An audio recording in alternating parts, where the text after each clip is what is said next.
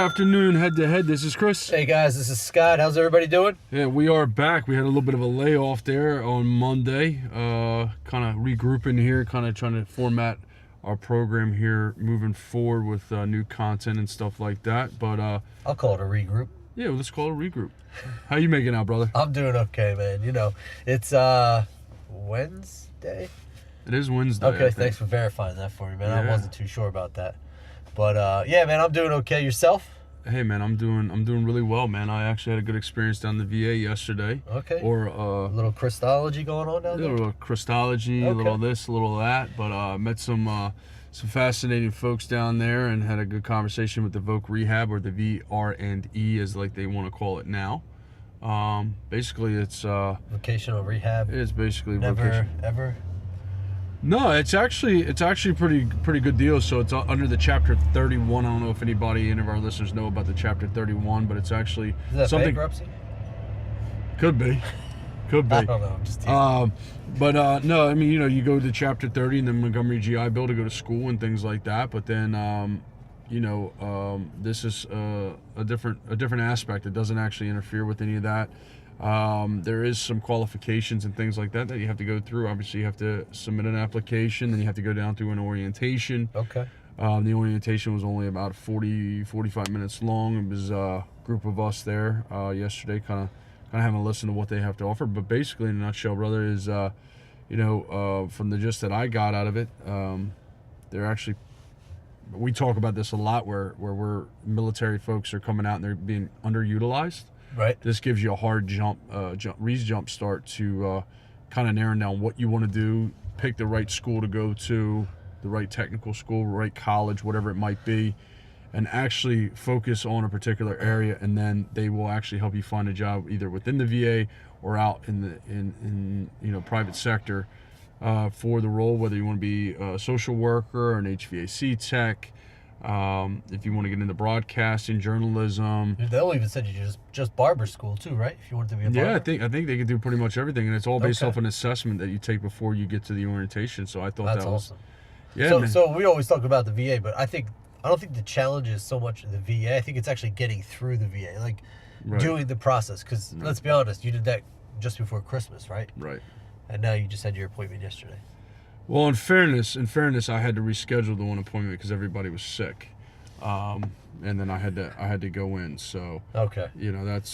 that was on me there. But yeah, I mean, typically, yeah, I mean, it's the. Well, it's a good Valentine's Day gift for yourself from the VA. Well, I'm gonna tell you right now, if it is as good as advertised, it is good. But I think let's cut here now. We're gonna have Mr. Eli Crane. He's the owner and founder of BottleBreacher. He's going to be joining us here momentarily. Here, Mr. Crane, you online with us? Yes, I am. There he is. How are you today, sir? Hey, sir. Good to hear your voice. Good. How are you? Hey, man. Welcome to Head to Head, man. We are doing pretty well. We just went on air here. We saw that you called there, but I appreciate you calling us back in here. We're just talking about the VA. I don't know if you've ever if you've dealt with the VA, but we were just discussing the VR&E, otherwise known as vocational rehab there, and kind of what that is all encompasses when it comes to our transitioning military folk. You ever have any relationships or anything with the VA? Not really, to be honest with you. I've never dabbled or had any experience with that vocational program. Okay. Well, yeah, the VA in general is we were discussing the VA. Once you get through it and you're going, whether it's on the medical side of the house, the educational side of the house, or whatever. Once Right. you get through the navigation of it, then it's actually becomes very useful. But we'll digress on that here momentarily because we got you here now, and we definitely appreciate your time. We appreciate the connection that Mr. Kyle Reyes sent over our way when it comes to yourself. So just get started, you guys. You're the founder and owner of BottleBreacher. That is correct, yeah. So what is your background before we get into the actual product? Is your background, I know you served in the military, but do you have business under your belt or marketing or just the entrepreneur? Not at all. No, okay. Well, how did this come about? Drive. Yeah, that's great. Yeah, Fantastic. no experience at all. As I was plotting my exit from the military, like many guys and gals out there, I kept an open mind, and I was looking at all types of things. And I was actually invited to be a partner in a small business or a startup a couple years before I got out of the military. And I actually really enjoyed it.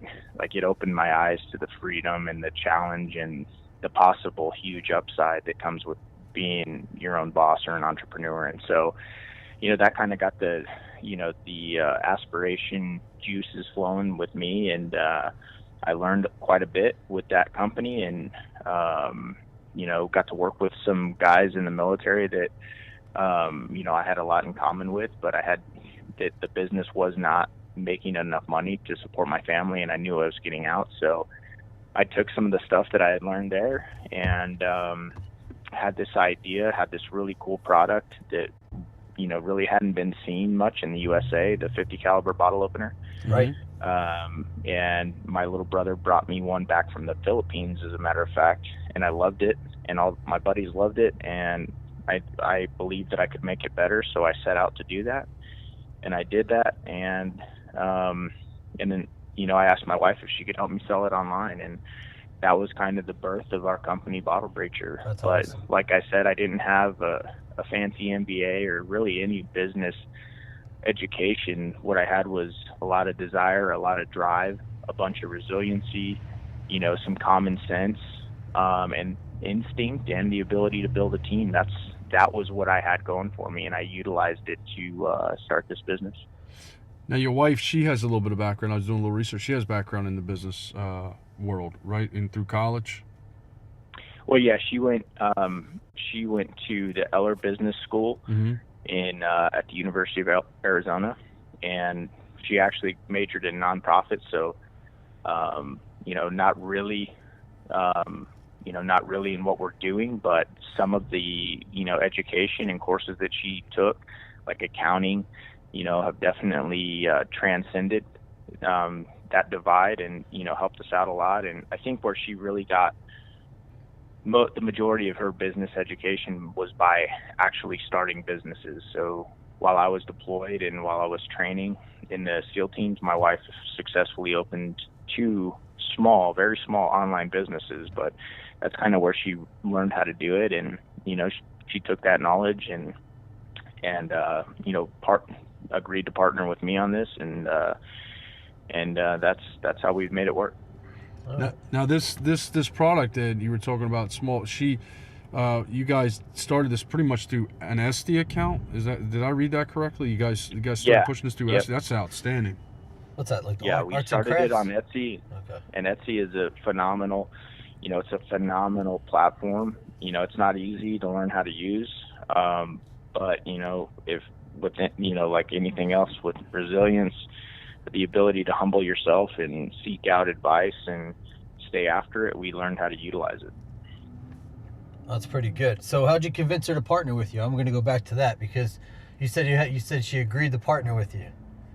Yeah, it definitely wasn't something that she wanted to do. She kind of looked at you like, this is a can opener and I'm not going to do it, or? Well, yeah, I mean, I don't think she really saw what it could be. Right.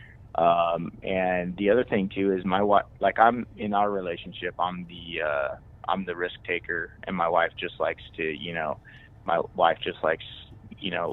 to mitigate risk. And so, gotcha. opening a business with me, and not only that, but, I don't think most spouses that I know don't look forward to working together, whether it's on installing a mirror in the bathroom to starting, a company. And so there are exceptions to that rule, but I don't think either of us were, really looking forward to doing that. But I feel like after a certain point, we both realized that it was our best chance in making a successful exit from the military. Yeah, that's fair enough. I would agree with you on that one. I mean, at some point in marriages, you don't even want to sleep in the same bed, or you just you end up buying a bigger bed just to stay away from each other a little bit, so you can sleep peacefully at night. So that makes complete sense. So how did you? Let me ask you this. So BottleBreacher itself, I mean, what a fantastic idea, right? Like, taking something so simple and just adapting. I was laughing at some of the stuff on your website, because it was literally like, hey, dumbass, don't take this on an airplane. Like, Right. I like Right. that. So, like, kind of like, it's sad that he actually has to point that out, but I'm going to ask, somebody had to point it out. Somebody had to do it to make him write that down, unless he was just thinking ahead, but I doubt that. Well, as a matter of fact, I'm glad you brought it up because we just made TSA's top 10 weirdest items brought on an airplane. We'll give you this one. year. Appreciate that. Yeah. There it Attaboy. is. That's a win. Attaboy. That's a W. That's a W in the Yeah. old column. I always, my mom always told me I would make it big one day. That's so when right. I saw TSA do that press release, I was pretty proud. That's free marketing, brother. Take that and run with it. We are. Well, like any successful business, right? There's got to be a humble beginning, right? So I read an interesting piece, and I'll let you elaborate. But you need, obviously, in order to make money, in order to start an endeavor, you need to have money. So I'm imagining coming out of the military, there really wasn't a lot of that to go around. But I read an interesting thing about a chopper that you had. It was a custom chopper, and Yep. you had to part way. You decided to part ways with that to make this thing work. Absolutely. I mean, Yep. I mean that's, and just kind of taking myself back to my military days, giving back something like a chopper, or in my case an '87 Blazer that doesn't run or whatever. It's very hard to let go of that. So how did that work out? I mean, you must have had some very big confidence in this product and in yourself, and obviously in your wife, to make this business run, to get rid of a custom chopper. Yeah, it was tough. I actually, that bike was like my therapy, to be honest. Whenever I was struggling, I would just jump on that thing and cruise around San Diego, and it was pretty therapeutic, and I loved having it. But one thing that I learned, and I know that delayed gratification is a big thing, and I learned in that process that sometimes if you're willing to sacrifice a little up front, the backside is well worth it. I learned that in the SEAL teams. You get basically, in many ways, a lot of your freedom gets taken away, and just in the military in general, a lot of your freedom gets taken away. But in the SEAL team specifically, I mean, it's a huge sacrifice up front. I mean, you're talking 1.5 years, 2 years of just being, ready to go at all times, at having to perform at peak levels at all times, and not having nights and weekends often, and you're always training. But what comes on the back end of that is just epic. And so I knew that I was willing to take a risk, and I had learned also from reading Rich Dad Poor Dad. Oh, what a great by book! Robert Actually, I read that. Yeah, I read that myself. That's a fantastic book. It's phenomenal book. It's actually a huge. I'm just gonna cut off here. That's a huge aspect in any business mindset is what he went through in his life, and how he learned the value of having nothing and the value of having everything, and how he was like, this is kind of how you have to live to make it through. So yeah, I mean, what a great reference, man. I appreciate that. Yeah, and one of the things he talks about in that book is basically it's a book. The subtitle is "What the Rich Teach Their Kids That the Poor Do Not." Right. And that sounds kind of snooty, but then when you look into it and you realize that it's not really magic, and that rich people teach their kids to buy assets or things that can make them money. Right. And when we grow up in a poor household, or most of the time even middle class like I did, you're not taught any financial intelligence. You're taught that you make money and then you buy liabilities or things that cost you money, like shoes and cars and houses. Those things are great and we all love them, but they don't make us money. Right. And so what I did is I took that little bit of knowledge, I took a liability, which was my chopper that cost me money, gas, maintenance, insurance, and I bought an asset, a laser engraver. Mm-hmm. And that's something that, I talk to young entrepreneurs or entrepreneurs about all the time. You might not have an investor standing by or a trust fund to fund your business, but you might actually have something in your possession that you can part with, you can trade up for an asset like I did, and jumpstart your business. And just to give you the optics of what that looked like, when I sold my chopper and bought a laser engraver, it was almost an even swap. I think I sold the bike for $10,500 and the engraver was like $11,000. And so, and I didn't even know it was used. I didn't even know how to work it. I didn't even know if it would, I knew it would work because I saw it work on the showroom floor. So I was banking on me being able to figure this thing out. And so within a month and a half, our sales went from $7,500 a month, and this was month 6 of the business, $7,500 a month, to after buying the laser engraver, a month and a half later, we were doing $22,000 a month. So the business grew 3x just because we sold a liability and bought an asset. Yeah, at that point, you buy your bike back.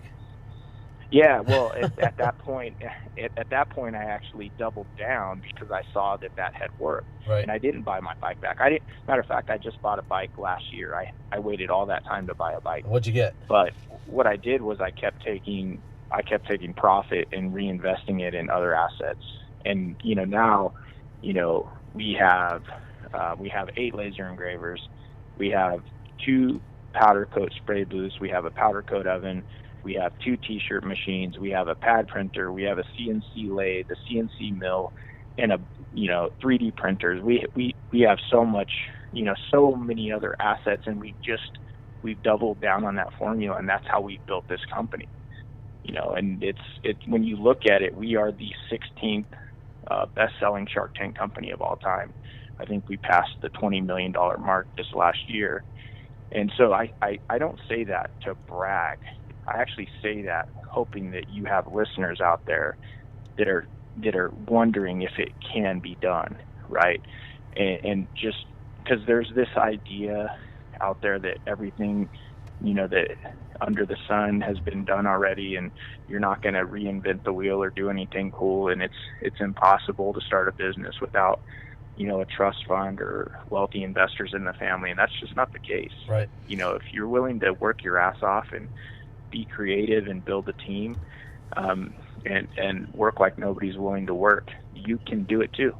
Now, and we absolutely agree with that, because we've had numerous guests here, that transitioned out, and they've done either some entrepreneurship, or they've started something that directly affected them, and now they're giving back. So we actually can see and understand that, but at the end of the day, we're always about showcasing different people and products and things. And I think in this case with this engraver, I believe you guys started off with the Epilogue CO2 engraver. Is that correct? Did I say that correctly? That is correct. That's what we started out with, and now we have 4 of those, and we have 3 fiber marks. Well, that's fantastic. So we always want to give out a showcase to that particular item. Obviously, it was very big for you guys to get that engraver. It just happened to be that one, and obviously it worked out well for you. But you mentioned Shark Tank, and we were going to get in that a little bit. I think, correct me if I'm wrong, but you partnered with 2 sharks on that particular that pitch, right? You got 2 of them to come in, one being Mark Cuban, and the other one, which is obviously the man, right? I mean, he calls himself Mr. Wonderful, but Mr. Kevin O'Leary, who I personally think is probably the most he's really a valuable asset, especially if you watch that show. I mean, that man gives it to you straight, and he doesn't hold punches, and it looks like somebody like that, if he actually wants your business, he wants your product, you will succeed. How was that coming through the whole show, going through it? I understand there's a whole broadcast and the production and all that, but actually standing in front of these individuals that actually have knowledge, they have wealth, they don't need you, you need them, kind of thing, and just kind of give it that pitch. How was that going through your mindset? I mean, I know military will give you some kind of we're all humans, but somewhere deep in you had to say, this is my moment right here to make this thing actually take off. Right. And that, for me, I wanted to make sure that we went in there prepared, but I also wanted to make sure that we went in there with a major level of humbleness, because I see a lot of people go on that show, and they're really not business people yet. They're trying to get there. And when you're dealing with, rock star individual business personalities and champions like the Sharks are, you really should humble yourself and not go in there with an air of, arrogance, but one of humbleness. And hey, we're new at this. This is what we can tell you about our business, but we're actually here because we want a tactical partnership with you guys. We're not trying to tell you we know everything, but we are confident in what we're doing, and we feel that if you guys came on board, it could get exponentially bigger. And that's what we did. Our experience was amazing on that show. My wife and I walked in there after about about an hour and 20 minutes in the Shark Tank. And we walked out of there looking at each other like, wow, I can't believe it was that easy. And I'm not trying to be, it was a great experience for us. I think the Sharks showed us a little bit more respect than maybe the average pitch, just because of the military background and being a veteran. But then again, I know that I've seen veterans go on the show and not get deals. Your Right. numbers have to work. They have to think that they can help scale this thing. And, it just was a phenomenal experience for us. I'm sure you guys had a nice believability factor and the numbers to back it. And then, of course, you believe in the product. So that's a huge aspect in itself. Because some people go on and are like, we have this. I remember watching one guy, I'm not going to say it, but it was a Taylor that went on there, and he knew everything. Great product. They wanted him. And he literally he walked away. He's like, nah, I'll do it myself. And at the end, I was kind of like, man, why would you even go on the show if you're not going to... Right. I mean, I get it. Maybe the percentages aren't there, okay, but at the same time, I'm kind of like, man, I get maybe you're just trying to get marketing, get branding out there so people learn about your product, but man, these guys know more than me. And if I was on there and they said, we're going to take 90% of your business and give you 10, but we're going to make you $100 million, I'd be like, well, that's a great ratio. I'm going to take that because I'm not going to make that. I'm not going to make that on my own, So, and I get it. I think that humbleness and that's something I tell people all the time is that, 10% of something is worth more than 100% of nothing. Right. It's a mistake I see a lot of young entrepreneurs make. Instead of building out a team and bringing on people they feel will add value, a lot of them just try and hoard it and keep it all to themselves. They try and own 100%, and a lot of times what they end up owning is 100% of nothing, and that's tragic, and it's sad. Because one cool thing about business, and I never looked at BottleBreacher as the end-all, be-all. I looked at it as a great opportunity and even, a stepping stone into future other things, and that's exactly what it's been in many regards. So right now I own 60% of the company, my wife owns 20%, and Mark and Kevin each own 10%. And so, there's been some great things that have sprung off of the back of our success with this company. And, it's like, I'm so glad that I was willing to give away equity and to bring on people that would add value. Well, that's actually a great deal percentage-wise anyway. So, I mean, that's you got one of the better deals just by hearing that aspect of it, not the other aspects of it. That's actually pretty good. Hey, I'm going to take you back a little bit, Mr. Crane. What kind of motorcycle did you get? The first one or the one I just bought? The one you just bought, sir. So I bought so the first bike I had was a Big Dog K9. Okay. So it's a chopper. The bike I just bought is also a chopper. It's a Big Dog Ridgeback. So it's a little bit more aggressive, a little bit more badass, maybe a little bit less comfortable to ride because it has no suspension, but it's phenomenal. It is a hardtail front and back, right? Exactly. Yeah. And I post a bunch of pictures of it on my personal Instagram account. So if people want to go check it out, they feel free to do so. Was it a custom build? Did you have to wait for it, or did you walk in there and say, I'll take the blue one? No, so Big Dog motorcycles, they look like custom choppers, but they're actually manufactured, which is what I wanted. Okay. I didn't want a custom chopper because I'm not great mechanically at working on things, and normally, like anything else, if somebody's manufactured, 1,000 units of something, around. Usually they've worked out the bugs, so that's what I was looking for. Okay. So what are you and the missus doing for Valentine's Day coming up tomorrow? Then I'll ask you that. Well, he's going to give her a BottleBreacher. Well, that's what I'm wondering. Like, he makes. Obviously. He's going to give her she's getting a BottleBreacher. And she's going to give him 20. And she's going to give him 60% back. Yeah. No. Yeah. We'll see. I'm kind of a last minute guy, but my wife loves a good massage, and when I was in Iraq in 2010. Like, I was thinking of something cool to get my wife as a coming home gift, and I bought her I bought her a massage table, and then I bought the hot stones that come along with it, and I taught myself how to give a hot stone Look massage. at this guy, huh? Probably Actually, do I that. should never have asked this question. No, because now we our all- missus yeah. is gonna listen to this, and we're actually gonna be out. Yeah. Yeah. We're out. So The blue falcon is flying high. That's Yes, right. Yeah, there it is. there I it heard is. that. Well, Now, let's get into that though too, because obviously we tailor to a lot of our current military personnel all over the world. We got a lot of viewers, over 20,000 of them, calculating the last 2 weeks. It really jumped in the last few weeks now, and we really contribute that to our men and women being deployed. We also cater and reach out to our veterans, their families, and military. So we're always like a good motivational story, but. Based off your background in the military, explain kind of that what got you interested in getting into the military, and then ultimately where did you end up? How did that all come about as well? Yeah, absolutely. So I was fortunate to live in a pretty good home growing up, where my parents taught me that freedom wasn't free. This country just wasn't an accident. And so I also grew up in Yuma, Arizona, around a Marine Corps air base, and I just always remembered being very impressed with, the way the young Marines handled themselves, that I came in contact with. And I mean, obviously, some Marines, in military people in general, we can all go off the rails and do stupid stuff like everybody else. But I was impressed that they had a sense of duty to something greater than themselves. That always was very important to me. And so I thought that one day I would want to follow in their shoes and join the military. And as I got older and started doing research on the branches and the options that they had, I really zeroed in on the SEAL teams, because I remember reading several books that said it was the toughest training in the Department of Defense. And so I really wanted to challenge myself in that way.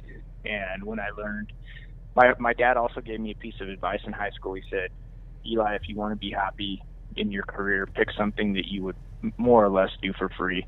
Meaning, if they gave you room and board and took care of, just kept you alive, but you got to do a job that you enjoyed doing. He said that is like the way to be happy in your career, because it's not about money.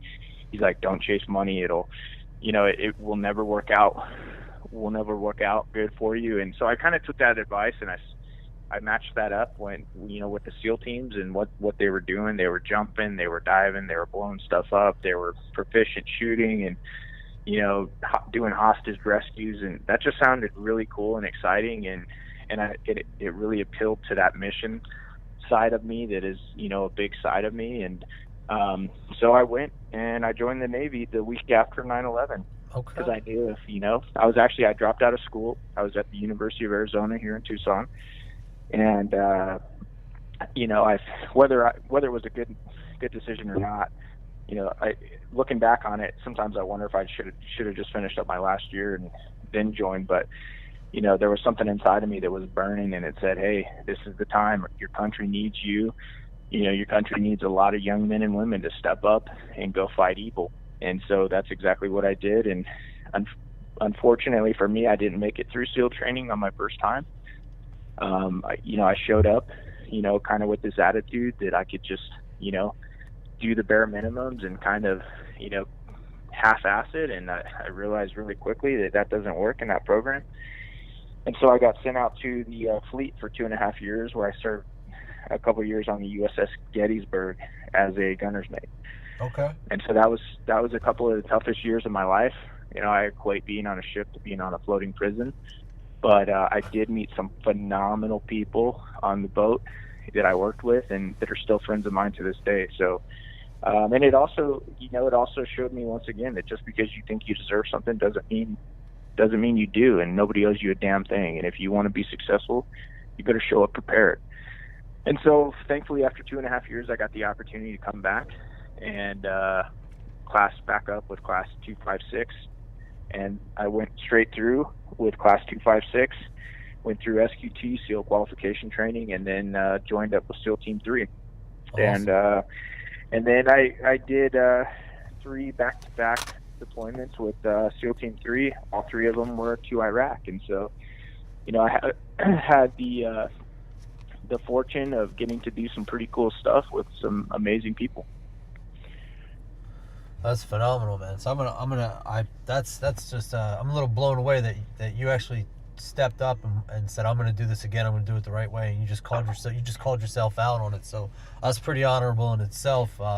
We appreciate that on the show. But it also shows that he learned from I won't say a mistake, but he learned from his actions. and then ultimate That's failure. phenomenal. He picked himself up instead of just quitting and then riding it out. Well, that's why he made it, because he said, "I'm not going to let that happen to me." And that's because you can only have a warrior mindset like that if you're really going to go. Well, I will equivalent, and please, Mr. Crane, let me know if I'm wrong, but I would take that instance of you thinking that you were going to do something do bare minimum, and then ultimately failing that particular time, and then those 2.5 years of going, well, shit, this is not what I want to do. And then you showed back up to the fight, so to speak, and now fast forward to your BottleBreacher, and now you're again humble, and you're confident, but you're also humble because you know what could happen if you're not, based off the past experience of the first go around. Yeah, no, for sure, guys, and that's something that I want your listeners to understand. I'm sure you guys have successful people listening to your show, and I'm sure you have a lot of people that are wanting to become successful. And the way I see this is successful people look at failure completely differently than unsuccessful people a lot of the time. Successful people look at failure as part of the process, and that's where the real lessons are learned. And unsuccessful people, a lot of times I notice if they fail at something, they say, that's not for me. Okay, I tried. I failed. All right, I'm going to move on to something else. And oftentimes, it's very rare that somebody tries something big, somebody that's really swinging for the fences and trying to knock something huge out of the park, that we hit it on our first go. Correct. And most successful people I know can spout off just a spreadsheet of failure, but they don't talk about it the way that, unsuccessful people a lot of talk about it. They talk about it and, hey, this is when and where I failed. This is what I did wrong, and this is what I went back and changed. Mm-hmm. And so that's one of the best parts of my testimony, is just trying to be able to encourage other people that don't give up. Just figure out, take accountability, take ownership for what you did wrong. Don't point the finger at somebody else. Don't blame somebody else. Figure out what you did wrong, make the changes, make adjustments, and go back and give it another whack. Yeah, a lot of times you see, especially with our veterans, they come home and they try to get a job in corporate life, and they go into the job and they find out it's not a mission complete type feeling they get when they go there. So now they move on to the next job, and what we found in our research, it's usually about 3 jobs before that individual veteran says, you know what, I'm just gonna sit here. I'm gonna be content now because I have to pay the bill. Ultimately, I have to pay the bills and I have to feed my family. But they're demoralized. There's no sense of camaraderie. There's no sense of brotherhood or sisterhood or actually a sense of belonging, because you've done so much, and then you come into corporate America and you're like, well, this really isn't for me, and they don't know how to just kind of pick themselves up and do for themselves, right. and stay motivated. And stories like yourself where you failed at something because you thought I can just do this by doing a little bit of just showing up, really, and then right. and then having to go through 2.5 years of, well, this is shit, I don't want to do this, I don't want to be on this floating prison. And now fast forward, you make it through, you're on SEAL Team 3, you have some awesome, and I'm sure you got thousands of stories, but now moving forward over to your BottleBreacher here, you take those same principles and that same mentality, and now you've turned it into a successful business. So for our listeners, anybody that's failed, if you've at least tried to do something for yourself, it's not a failure in my book. I mean, if it didn't succeed, it didn't succeed, but at least you tried. Right. A lot of people don't even want to try because they think it's too hard, or they're scared of the failures. They're scared of the failure. Right? Yeah. So that's really what it comes down to. Is they're just like, no, they automatically self-defeat themselves. I'm not going to say the word. I'm not going to use the word defeatist. You're not going to use the attitude. No, because we're not allowed to use that word in our lives. So we're just going to say that they're scared to fail. But really, they shouldn't be, man. You got to keep going. You just got to keep going. And now that story of tenacity that you just gave us of going back and doing it again, we appreciate that greatly. Let me ask you a question, if you don't mind, Mr. Crane. Your products on your website, best-selling product, favorite product that you put out, and any products that maybe you put out that aren't doing so well that you think are just, because we all have it as creators, right? We all have this product that we just love so much, and we're like, man, like our podcast. Why isn't this selling yet? Or why isn't this happening, right? So do you have one of those that just aren't happening? And what's your favorite product, etc.? For sure. We've discontinued many products that haven't performed well, and I think it just goes right back to you could look at something like that as the CEO or the owner of a company or whatever you're creating and be like, oh, I'm just no good. I guess I just don't have the pulse of the people, or my customers. And no, you go back to the drawing board and you figure something else out. And I tell people all the time in my company, even though I do create the majority of our products, not all of them, but the majority of them, I have to remind myself all the time not to fall so in love with my own ideas that I quit listening to our customers because, it's easy to fall in love with your own ideas and be like, oh, this is the greatest thing ever. And then you launch it and, it's like crickets. Nobody responds. Nobody buys it. And so, my favorite product I think is always going to be the flagship product, the 50 cal bottle opener. It's just, it's phenomenal. But, we launched a product late last year in partnership with Sig Sauer. They supplied the ammo for us, and it's called the Combat Coaster. We're doing them in small runs because they're just a ton of work. But, it's a coaster that has Sig Sauer ammunition inside of it, and then there's a hard epoxy resin that we pour over it that hardens, and so you can see, this ammunition as you put your beer down on it. That's a really cool one. Oh, We've got awesome. one called the Moab. It's the 30 millimeter BottleBreacher. Those are really, really cool. It's a great seller for us. And then the Freedom Frag is also one of our staple products. It's a grenade that opens your beer that we have, a patent on, and it's just really, really cool. Yeah. But yeah, we've definitely seen a lot of, we've seen some wins in the new product development, chain of events, and we've also seen plenty of failures as well. Yeah.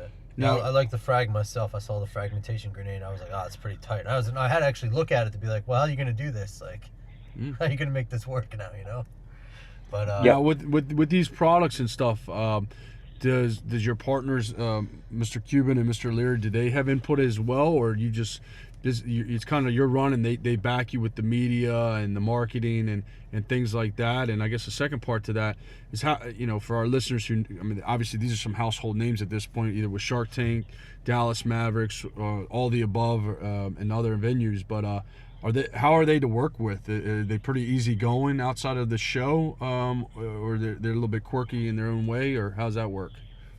Well, I can only speak to my experience, but so my experience with the Sharks, they've been pretty helpful. But one thing that I had to learn the hard way was as Shark Tank companies, we've got to be realistic about how much time these guys have, Sure.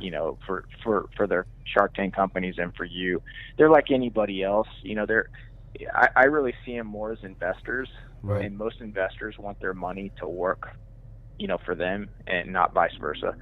They've gotten to that point in their lives where, and I think that's a point that many of us hope that we get to someday, where we can have our money go out there and work for us.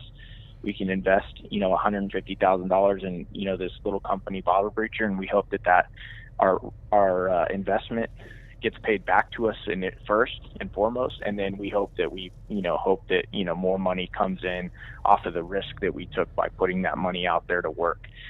And a lot of people don't know this, but a lot of Shark Tank investments don't. A lot of these companies don't even pay back.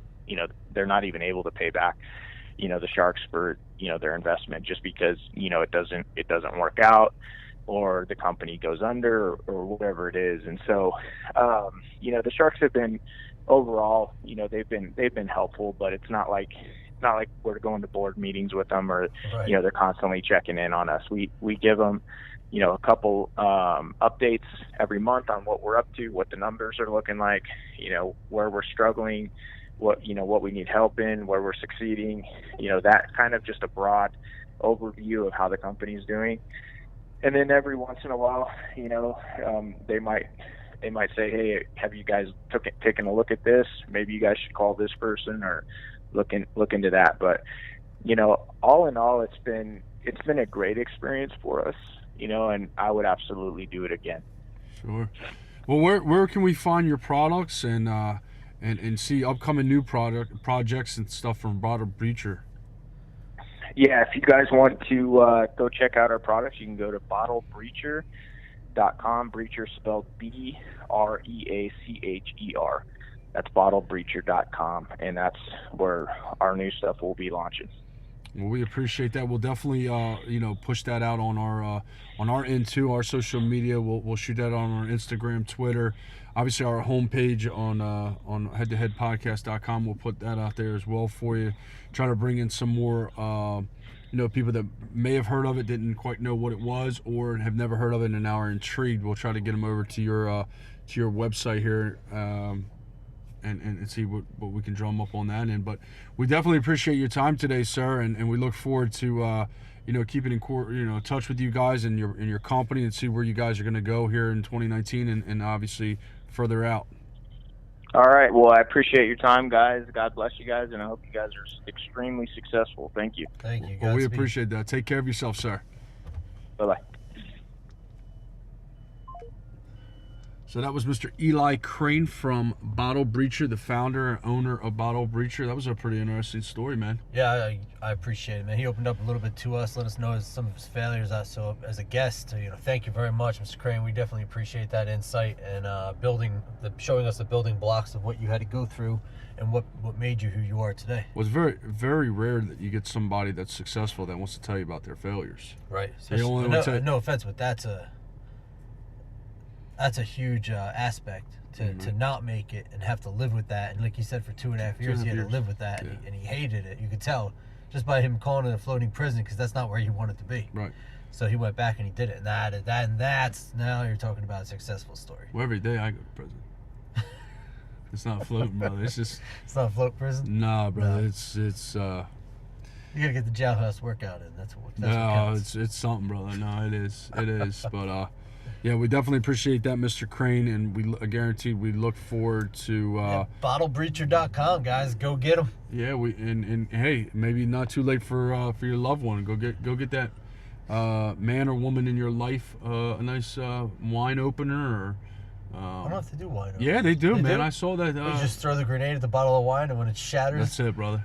fuck, that's the way it works. Then you got it, brother. That's the way it works. You got it. Because that's really, you have a Navy SEAL that literally is making bottle openers, and he's like, yeah, you can go use to open your wine. I mean, imagine that, man. So you got your brother comes to you with an opener. Yeah.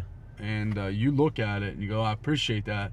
And most of us have taken bottle openers like you get at a wedding or stuff. I mean, I know I have. Keychain plastic. Yeah, ones and all it that. either meets in a drawer somewhere or. Well, he had a spark. Well, he had an epiphany. He had a moment. I wonder how his brother got was it a 50 cal round from an international flight? That's ask, I actually don't should tell, ask. bro. Yeah, let's leave that one out That's of it. ask, don't tell. He didn't mail it to him. He said he brought it to him. So. Yeah, I mean, and he literally. Let's give him a round of applause on that one. He got a Yeah. 50 cal round from where was it, the Philippines? The Philippines, I believe. To the U.S. So he literally gets that, and he has a hoo-ha moment, and like you said, he went from $7,500 a month, which I'll take that, to $20,000 a month. Yeah. That's phenomenal. He made an 11. Let's call it a 12,000. And everybody needs a bottle opener in their house, at least one. At least one. So He took an $11,000 investment and he turned it into $20,000 a sold a month. motorcycle too. Well, that's what I mean. He sold his That's motorcycle. part of it. That was part of his soul. Most you know, people, you know that though, right? That's part Yeah, of well, a he man- said part of as a man's much. soul. Well, you take most people refinance or sell their homes to live out a dream like that. This man Right. sold a $11,000 motorcycle, Yeah. and turned it from $7,500 a month to $20,000 a month. Yep. By buying this engraver. That's good work. I mean, that's outstanding. That's good foresight, and then obviously he had the confidence. But yeah, so we appreciate you guys. We definitely appreciate Mr. Eli Crane from BottleBreachers, like Scott said. Reach out to BottleBreachers. Go to BottleBreacher.com. Get your Valentine's Day. Get your What's the next holiday, brother? St. Patrick's Day. Get your President's Day hats. Christology's coming up, and my birthday's coming up, so you can always send me a couple bottle breachers as well. I'll take Send that. cash He every said he day. got T-shirts, brother. You know I love my T-shirts. Oh yeah. I can't wear them here on Friday Casual Day anymore, but because that makes a lot of sense. But I like T-shirts nevertheless. What if you had a T-shirt, but just the bottom was the can opener? They can make those. That'd be heavy. Don't let him hear that. He'll throw that together right now. He's already on it. He's already on it. All right, folks. All right, well, you guys stay safe, stay calm. Friday, check us out on the Friday Firefight. We will be back. We can get a little bit more in depth with some different conversations here, but and then check out our schedule. We got a filled schedule here for the rest of February, and March is starting to come out, and we look forward to hearing you guys. Yeah. Take care, folks. Take care.